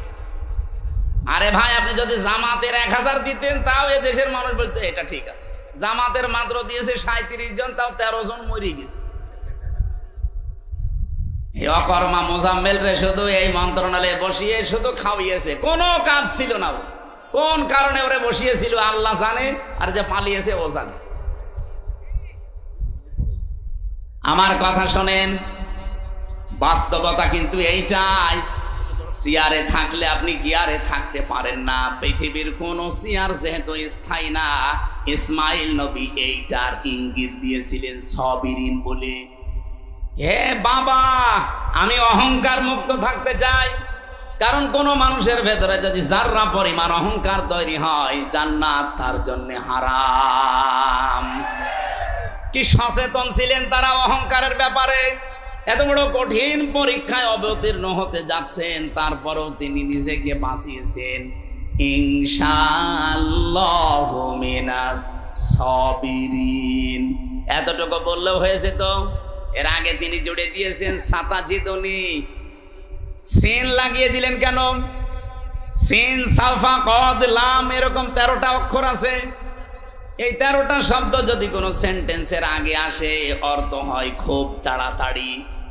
সাতা জিদনি দিয়ে জানিয়ে দিলেন, বাবা দেরি হবে না, খুব শীঘ্রই আপনি আমাকে সাবিরিন ধৈর্যশীলদের ভেতরে একজন পাবেন। আমি অহংকার করি না আল্লাহর বিধান মানতে পেরে। হযরত ইসমাইল খুশি হয়ে গেলেন, রব্বুল আলামিন তুমি যে গোলামিন হালিম বললে, আসলে আমি হালিম পেয়েছি। এটা মামা, এটা চাচা হালিম না। কি এটা আসলে হালিম। আমি যা বলেছিলাম এই 86 বছর তুমি তাই দিয়েছো আমারে হালিম হিসাবে। আমারে সন্তান পেয়ে আমি এত খুশি। আমি যে কথা বলতে চাচ্ছিলাম এই পয়েন্ট দিয়ে, পৃথিবীতে কোনো মানুষ আপনাকে সন্তান দিতে পারবে না, সে যত বড় পীর হোক, অলি হোক আর নবী হোক। এটা দেওয়ার মালিক শুধুমাত্র কে? এই বিশ্বাস যাদের নেই, বিভিন্ন জায়গায় বিশ্বাস ঢুকে গেছে, আপনি কিন্তু শিরিক করে ফেলেছেন। আর শিরিক করলে আপনি মুশরিক, আর মুশরিকের জন্য দোয়া করা জায়েজ নেই। আরো জোরে বলেন। এরকম শিরিকের রাজবাড়ী জেলায় নেই। যদি কেউ করেন থেমে যান, এক্ষুনি থেমে যান। অনেক মুসলমানদের ভেতরে এখন রন্ধ্রে রন্ধ্রে শিরিক ঢুকেছে। সেদিন নওগাঁ গিয়েছিলাম, মান্দা যে বাড়িতে বসেছিলাম, ওই বাড়িওয়ালার 2টা ছেলে, আর একটা ছেলে পেটে আছে 6 মাস বয়স। আল্ট্রাসাউন্ড করার পরে নাকি বউ ডাক্তার রিপোর্ট দিয়েছে যে এইটাও ছেলে হবে। 1 বোতল পানি নিয়ে আমারে বলছে, হুজুর এমন পানি পড়বেন যেন মেয়ে হয়ে যায়। কি করে হবে? আরে না, আপনি এমন ভাবে পানি পড়বেন, আমি ছেলে আর চাই না, 2টা আছে, এবার আমি মেয়ে চাই। কি বিশ্বাস দেখিস? আমার মতো এতটুকু হুজুরের উপর যদি এই বিশ্বাস ওর হয়, এত বড় হুজুর পেলিতে পাগল হয়ে যাবে। আরে রাজবাড়ি গোয়ালন্দ এলাকায় তো পাগল আরো বেশি, যেখানে সেখানে সেজদা দেয়। আপনি গোয়ালন্দ মোড় থেকে দলের দিয়ে ঘাট পর্যন্ত যান, কত পাগলের মেলা দেখতে পাবেন। হরেক রকম পাগল দিয়ে মেলাইছে মেলা। কি সবুজ সবুজ পাগড়ি মাথায় দিয়ে পাগলের মতো আন্দাজে। আরে পাশের জেলায় তো আল্লাহর ওলি কয়েকটা ঘুমিয়ে আছে। কি ঘুমিয়ে নে? আটরশি, চন্দ্রপুরী, আরো করপুরী আছে। বাস্তব কথা শোনেন, আল্লাহ যেটা পারে পৃথিবীর কেউ ওইটা পারতে। আরো জোরে বলেন তো, জমিন বানিয়েছে কে? এই জমিনে আইনও চলার কথা কার? সুতরাং আল্লাহর বানানো জমিনে অন্য কারো আইন, বিধান, সিদ্ধান্ত কেউ যদি কায়েম করতে চায়, সে আল্লাহর সাথে শিরিক করেছে। আর শিরিক করলে সে মুশরিক। বলেন, মুশরিকের জন্য, নবীর জন্য দোয়া করা জায়েজ নেই, ইমানদারদের জন্য দোয়া করা। তাহলে বলেন, এইরকম মুশরিক দেশে নেই? আল্লাহর আইন বাদ দিয়ে কত মানুষের আইন তৈরি করা, ওগুলো আপনি কায়েম করার জন্য চেষ্টা চালান। আর আপনাকে ভুল পথ থেকে সঠিক পথের দিশা দিলে আপনার কাছে রাজনীতি মনে হয়। আপনার কোরআন শরীফ, বুখারী শরীফে হবে না, বাকারি শরীফ লাগবে। এত বাংলা বলার পরও বলে, হুজুর আমি বুঝি না।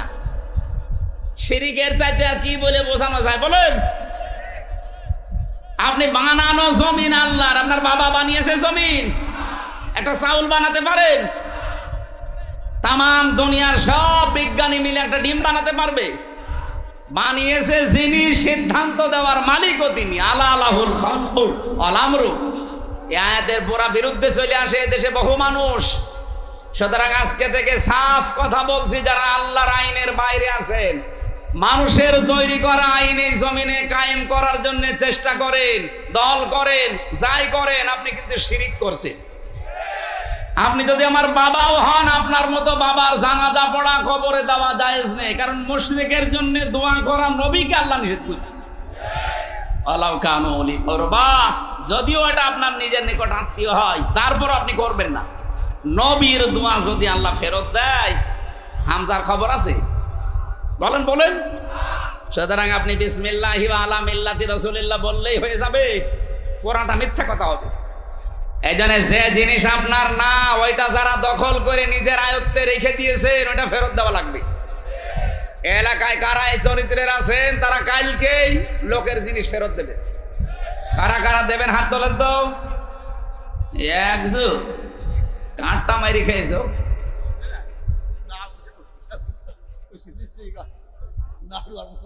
2 নম্বরে বললেন ওয়াল ইয়াতাবাওয়া মাকআদাহু মিনান নার। এটা আরো কঠিন। সে যেন নিজের জায়গা জাহান্নামে একটা স্থান তৈরি করে নিল। বলেন নাউজুবিল্লাহ। এখানে যার যতটুকু আছে এটা নিয়ে সন্তুষ্ট থাকেন। মানুষের তাই খাবলা মারবেন না, হামলা দেবেন না। কিয়ামতের দিনে আকৃতি জীবনেও থাকবে না, কুকুর হয়ে উঠবে।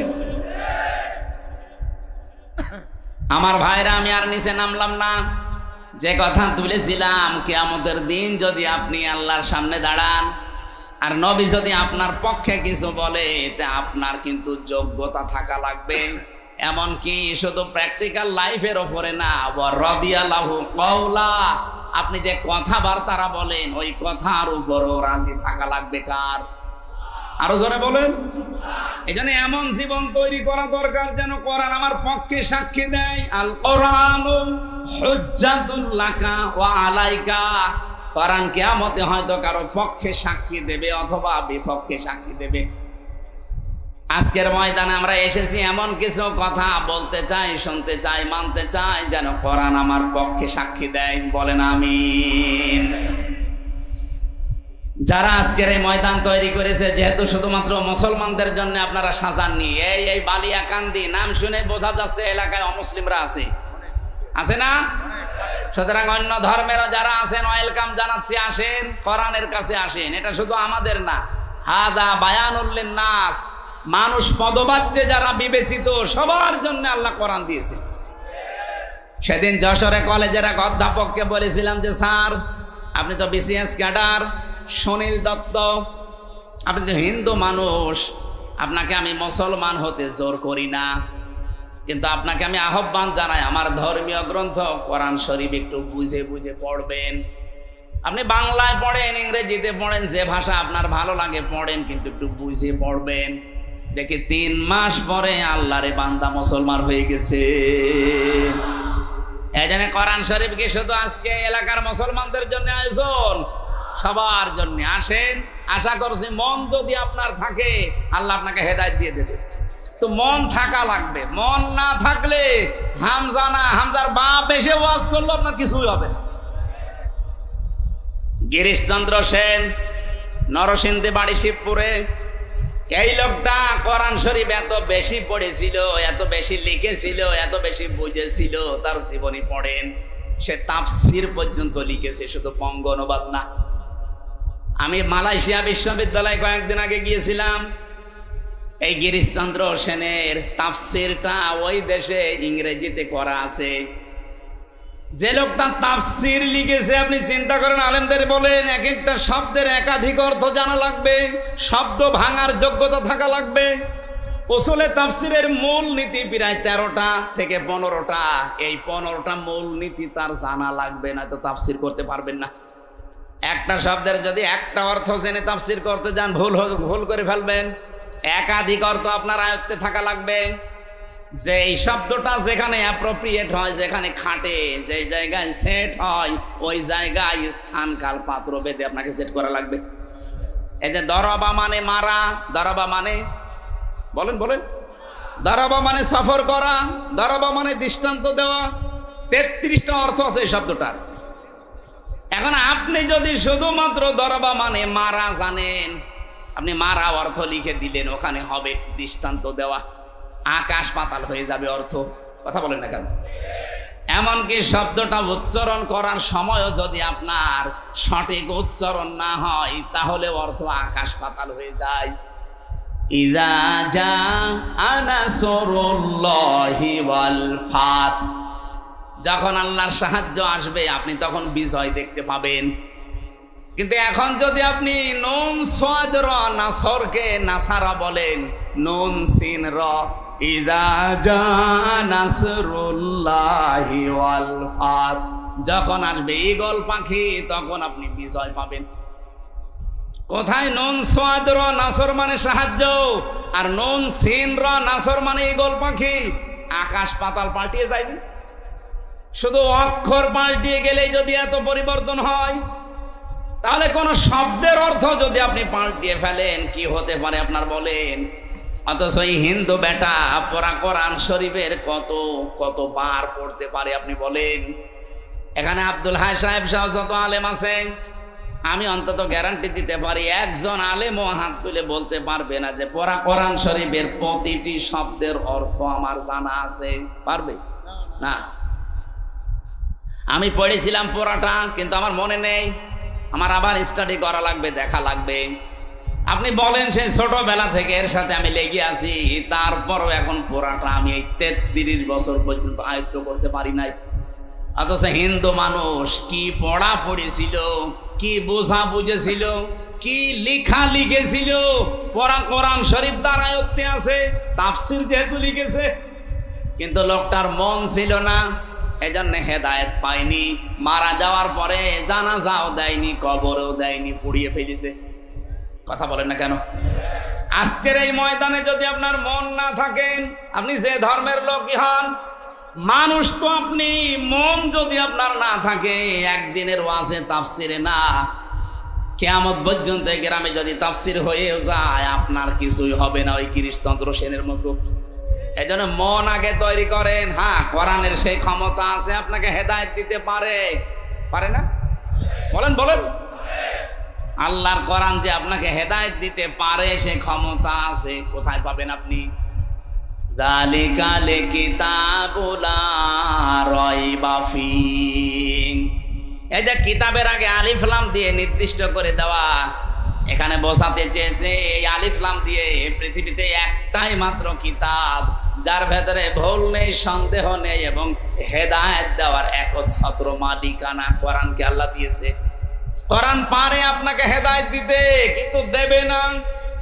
এই যে সূর্যটার কাজ হচ্ছে আলো দেওয়া, সূর্যের আলো দুনিয়ায় সবাই পায় না? পায় না। অন্ধ আলো পাবে। এখন দোষ কি সূর্যের না ওর চোখের? আরো জোরে বলেন। পৃথিবীতে একটা খাবার আছে যে খাবারকে তরল, তারপরও সেটাকে ড্রিঙ্ক বলা হয় না। Milk is an ideal drink, বলে না আইডিয়াল ফুড। আইডিয়াল ফুড আপনি ড্রিঙ্ক বললে অর্থ মেলাতে পারবেন না, যদিও এটা তরল। যতক্ষণ পর্যন্ত দুধ ঘি না হবে, মাখন না হবে, যতক্ষণ ওটা জমাট না বাঁধবে, দই না হবে, ততক্ষণ তো ওরে তরল থাকলে তো ড্রিঙ্ক বলা যায়। তো বিজ্ঞান 12,500 খাবারের উপরে গবেষণা চালিয়েছে, এই একমাত্র দুধকে তারা জানিয়েছে এটা হচ্ছে আদর্শ খাবার, আদর্শ পানি না। ওনারা ব্যাখ্যা দিয়েছেন কেন জানেন? তামাম পৃথিবীতে যত খাবার আছে, আপনার যদি ক্ষুধা লাগে খাবার খাবেন, ক্ষুধা মিটে যাবে, কিন্তু পিপাসা মিটবে না। একমাত্র যদি আপনি পানি পান করেন, পিপাসা মিটে যাবে, কিন্তু ক্ষুধা মিটবে না। ক্ষুধার জন্য খাবার মাস্ট বি লাগবে। পানির কাজ পানি করবে, খাবারের কাজ খাবার। একটাই মাত্র খাবার দুনিয়াতে আল্লাহ পাঠিয়েছে, যেটা খেলে ক্ষুধাও মিটে যায়, পিপাসাও মিটে যায়, তার নাম দুধ। এখন দুধ ভালো জিনিস না খারাপ জিনিস? আরো জোরে বলেন। একে সবার জন্য ভালো না। আমাশার রোগী যে, ওর জন্য ভালো। ওরে আপনি দুধ দেবেন, ও সারাদিন টয়লেটে বসে থাকবে। দুধ তো ভালো, সবার জন্য ভালো না। কোরআন শরীফও ভালো, এখানে সবার জন্য ভালো না। আপনার মন যদি না থাকে, আপনার জন্য ভালো হবে না। কোরআন সবাইকে হেদায়েত দিতে পারে, সে ক্ষমতা কোরআনের আছে। সূর্য যেমন সবাইকে আলো দিতে পারে, সে ক্ষমতা সূর্যের আছে। কিন্তু যার চোখ খারাপ, এ দোষ সূর্যের না, এ দোষ তার চোখের। কথা বলেন ঠিক কিনা? পেট ভালো না যার, তার যেমন দুধে কাজ হয় না। আজকের মাহফিল যেহেতু মানুষের জন্য, সব মানুষের কাজ হবে না, কাজ হবে শুধুমাত্র মনওয়ালা মানুষের। এই জন্য আজকে এখনই মন তৈরি করে যে আজকে যা বলবে এখন থেকে এটা আমার জন্যে। আপনি অন্যদিকে টেনে নিয়ে যাবেন না, বলবেন আমার জন্যে। আমরা সেই নিয়ত নিয়ে এই কথা বলতে চাই, ইনশা। আরো জোরে বলেন ইনশা। সূরা আলে ইমরানের 104 এবং 105 দুইটা আয়াত পড়েছি। আমার এই মাথার ভেতরে এই দুইটা আয়াত সম্পর্কে যত কথা আছে, আমার তো মনে হয় যদি কিয়ামত পর্যন্ত আল্লাহ হায়াত আমাকে দেয়, কিয়ামত এসে যাবে, আয়াতের কথা শেষ হবে না। এত কথা আয়াতের ভেতর থেকে আমি নিজে নিজে বের করেছি, কোরআন থেকে, তাফসীর থেকে, একেবারে অথেন্টিক ভাবে আপনাকে আমি জানাচ্ছি। মন দিয়ে কান খাড়া করে শুনবেন। আগে জবান ছেড়ে দিয়ে কোরআনের আয়াতটা একটু পড়েন। আউযু বিল্লাহি মিনাশ শাইতানির রাজিম। বিসমিল্লাহির রহমানির রহিম। ওয়ালতাকুম মিনকুম উম্মাতুন ইয়াদউনা ইলাল খায়র ওয়া ইয়া'মুরুনা বিল মা'রুফি ওয়া ইয়ানহাউনা আনিল মুনকার ওয়া উলাইকা হুমুল মুফলিহুন। খুব ভালো করে শুনবেন, এখন 10 মিনিট শোনেন, এই 10 মিনিটই কাজ হবে। কোন সূরা জানো? আলে ইমরান। বলেন বলেন, এই এখানে নড়াচড়া করে দেবেন। 104 নম্বর আয়াত, 200টা আয়াত আছে, 20টা রুকু আছে, মাত্র একটা আয়াত আমরা পড়লাম। আল্লাহ তাআলা গ্যারান্টি দিচ্ছেন, নরমালে বলতে পারতেন, গ্যারান্টি দিয়েছেন ওয়ালতাকুম মিনকুম উম্মাতুন, অবশ্যই তোমাদের মধ্যে একটা দল থাকতেই হবে। এই যারা আজ বলেন যে আমি নামাজ পড়ি, রোজা রাখি, হজ করে এসেছি, আমার বউ পর্দায় থাকে, ওসব দলদারির ভেতরে আমি নেই, ও ঝামেলায় আমি যাব কেন? আমি কি নামাজ পড়ি না? আল্লাহ বলেন অবশ্যই তোমাদের ভেতরে একটা দল থাকতেই হবে। এই জন্য আল্লাহ উম্মতের আগে আলিফ লাম দেয়নি, উম্মাতুন মানে একটা দল, আর আলিফ লাম দিলে দলটি হইতো। যেহেতু উম্মাতুন দিয়েছেন, একটা দল থাকতেই হবে বাংলাদেশে। আমরা যারা নবীর উম্মত দাবি করি, তাদের ভেতরে কি করবে তারা? ইয়াদউনা ইলাল খায়র, তারা ভালো কাজে মানুষকে ডাকবে, কল্যাণের দিকে। এখন ভালো কাজ, কল্যাণের কাজ কোনটা? তাম দুনিয়ায় যত ভালো কাজ আছে এটা বলবে আমির হামজা না আল্লাহ? বলেন না কেন? আরো জোরে বলেন। আল্লাহ যদি বলে যে এটা ভালো কাজ, আমি যদি কোরআন থেকে বের করতে পারি, আপনি মানবেন তো? কারা কারা মানবেন হাত তোলেন তো। আন্দাজ হাত তুলবেন না, এখানে ঝামেলা আছে।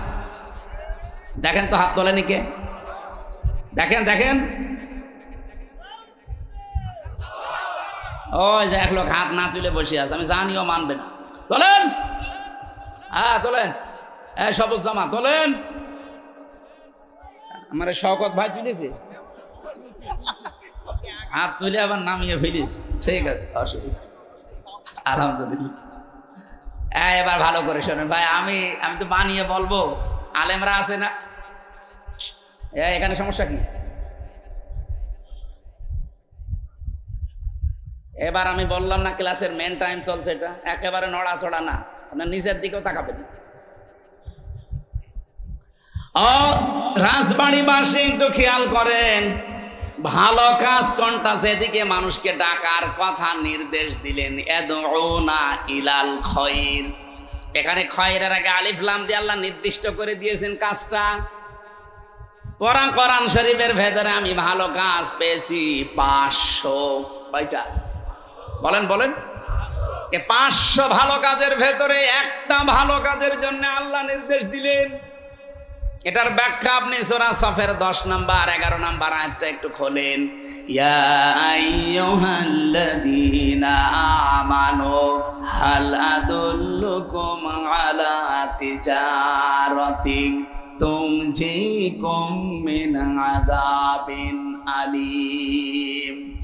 ওহে যারা ঈমানের দাবি করো, আমি কি এমন একটা ব্যবসার দিকে তোমাদের ইঙ্গিত দেব, দালালাত করব, বলে দেব, সন্ধান দেব, যে ব্যবসাটা করলে জাহান্নামের আগুনে যাওয়া লাগবে না, কঠিন যন্ত্রণাদায়ক আযাব থেকে তোমরা বেঁচে থাকতে পারবে। কি সেই ব্যবসা? মূলধন হিসাবে কয়েকটা জিনিস আমি ঘোষণা দিলাম। ব্যবসা করতে যেমন মূলধন লাগে, নাই তো ব্যবসা করা যায় না। আল্লাহ পাক বলেন যে জাহান্নামের আগুন থেকে বাঁচতে হলে ব্যবসা করা লাগে। এই ব্যবসার মূলধন 3টা। তো উমিনুনা বিল্লাহি ওয়া রাসূলিহি ওয়া তুজাহিদুনা ফি সাবিলিল্লাহ বিআমওয়ালিকুম ওয়া আনফুসিকুম যালিকুম খায়রুল লাকুম ইন কুনতুম তা'লামুন। আল্লাহর প্রতি যারা বিশ্বাস করেছে, রাসূলের উপরও বিশ্বাস করো। আর এই 2টা দাবিকে সামনে রেখে জান আর মাল দিয়ে আল্লাহর এই জমিনে তার বিধান বাস্তবায়নের জন্য সর্বাত্মক প্রচেষ্টা চালাও, এইটাই ভালো কাজ। আল্লাহ এবার দিয়েছেন যালিকুম খায়রুল লাকুম। এবার আর খয়রের আগে আলিফ লাম নেই। ভালো কাজে একটা, ওই যে উম্মাতুন মানে যেমন একটা দল, এই খয়রুন মানে একটা ভালো কাজ, এইটাই ভালো কাজ। তাহলে ভালো কাজ কোনটা আপনি বুঝেছেন। জান আর মাল যতদিন আপনার সাথে আছে, এটা সর্বাত্মক ভাবে জমিনে আল্লাহর দিন কায়েমের জন্য আপনি একেবারে প্রচেষ্টা চালিয়ে যাবেন। কোন দিন পর্যন্ত? ওয়াবুদ রাব্বাকা হাত্তা ইয়াতিয়াকাল ইয়াকিন, যতদিন পর্যন্ত আপনার কাছে ইয়াকিন না আসে, মানে মরণ না আসে। তাহলে জীবনের শেষ দিন পর্যন্ত এই টার্গেটটা আপনি চালাবেন যে আল্লাহর এই দলটা বাংলাদেশে আছে, মাস্ট বি আছে, যারা কল্যাণের দিকে মানুষকে ডাকে। কল্যাণ মানে আল্লাহর দিন কায়েম করা, এটাই আসল কল্যাণ। এবং যারা ভালো ভালো কাজে মানুষদেরকে আদেশ দেয়, আর যারা অন্যায় কাজ দেখলে প্রতিবাদ করে, নিষেধ করে। আমি আবার বলছি ভাই, ভালো কাজে আদেশ দেওয়ার জন্য চেয়ার লাগবে, ক্ষমতা লাগবে, তাছাড়া জীবনও পারবেন না। হ্যাঁ পারবেন অনুরোধ করতে, আল্লাহর কোনো আদেশ কি অনুরোধ? বলেন বলেন। আশা করছি আপনি বুঝতে পেরেছেন। এখন আর দল বিদলে বিভক্ত না হয়ে সময় যখন একটা আল্লাহ তৈরি করে দিয়েছে, এবার যদি হাত ছাড়া করে ফেলেন 100 বছরের সময় আল্লাহ আর দেবে না। মা বোন যারা এসেছেন, আপনাদেরকে খাদিজাতুল কুবরার জীবনী অনুসরণ করার আহ্বান জানাচ্ছি। যেহেতু রাত অনেক বেশি হয়ে গেছে, আমি আজকে আর বলছি না। এরপরে একটা মাহফিল আছে পাংশায়, আর 3 দিন পরে 20 তারিখে রাত 9টা থেকে 11টা পর্যন্ত ওখানে আমি কোরবানির গুরুত্বপূর্ণ বিষয়গুলো তুলে ধরবো। আমার লিখিত জেলখানায় বই ছিল, এই বইটা নারীদের জন্য, পুরুষদের জন্য, যদি পারেন নিয়েছে না। 26শে সেপ্টেম্বর একটা মাহফিল আছে বালিয়াকান্দি, কথা বলবো ইনশাআল্লাহ আগামীতে। এই আয়াতগুলো মেনে চলার তৌফিক কামনা করে শেষ করলাম। আমিন, আল্লাহুম্মা আমিন। লা ইলাহা ইল্লা আনতা সুবহানাকা ইন্নী কুনতু মিনাজ জালিমিন। রব্বির হামহুমা কামা রব্বায়ানি সাগীরা। আল্লাহ তাআলা তেতুলিয়া বাজারের দিকে তাকাও, এ মাদ্রাসা ময়দানের দিকে তাকাও। হাজার হাজার মানুষ আমরা কোরআনের কিছু আসল কথা শুনেছি। যেভাবে তুমি যেই ফোর্সে দিয়েছো ওই ফোর্সে বলার চেষ্টা করেছি। এগুলো আমাদের জীবনে মেনে চলার তৌফিক দাও। কোরআন যদি কাউকে হেদায়েত দিতে না পারে, পথ দেখাতে না পারে, তোমার নবী জানিয়েছে সে যেন বিশ্বাস করে তার কপালে আর জান্নাত নেই। আমাদেরকে এরকম দুর্ভাগা আবু জেহেল বানিয়ে দিও না, আমাদেরকে তুমি ওমরের মতো কপাল দাও।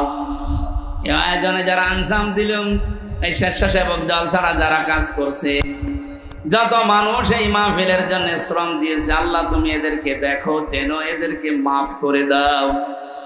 সম্মানিত সভাপতি মাওলানা আব্দুল হাজ জদ্দার, সম্মানিত পরিচালক মিরাজ ভাই সহ এ মাদ্রাসার সোফার সহ যত মানুষ এখানে এসেছে, প্রধান অতিথি, বিশেষ অতিথি যত, আল্লাহ ওমরের মতো এদেরকে হেদায়েত দান করো। মা বোনদেরকে তুমি খাদিজাতুল কুবরার মতো বানাও, তারা অনেক অসুস্থ থাকে, মেহেরবানি করে শেফায়ে কামিলা আজলা দান করো। বহু পরিবারে শান্তি নেই, আল্লাহ মেহেরবানি করে শান্তি দাও। কত মানুষ আমি নিজে সহ যারা অসুস্থ, তাদেরকে তুমি আমাদেরকে শেফায়ে কামিলা দাও। আমার বন্ধু মাওলানা আবু তালেব সহ যত আলেম ওলামা এখানে বসে আছে, আজকের বিশেষ মেহমান মাওলানা সিরাজুল ইসলাম সহ প্রত্যেকটি আলেমকে আলেম হিসাবে মেনে নাও।